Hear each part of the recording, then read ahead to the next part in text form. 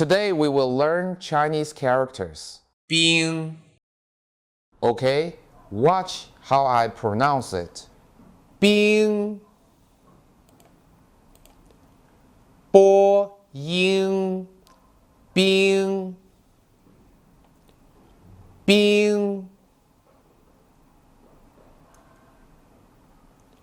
士兵士兵他是一名勇敢的士兵。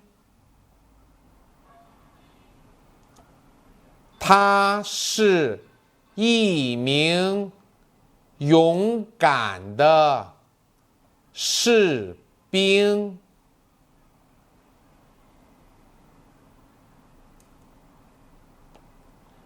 兵器兵器战士拿着兵器保卫家园。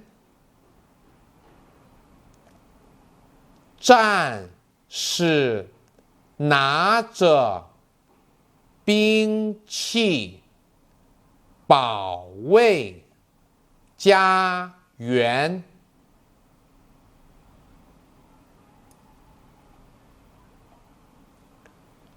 兵法兵法中国古代有孙子兵法。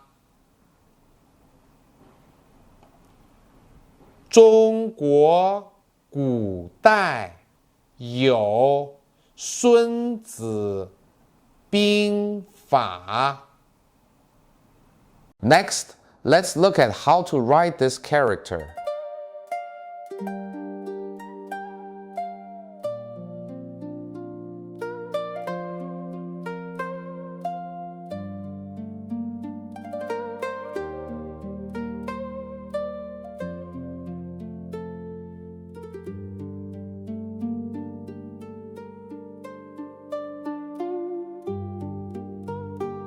In ancient China, this character meant weapons and armaments. Now it mainly refers to soldiers and military personnel. In Chinese culture, it generally represents force and defense. The use of force is not to bully others, but to protect the homeland and maintain peace and stability. Pay attention. This stroke should be a little longer. This class is over. See you next class.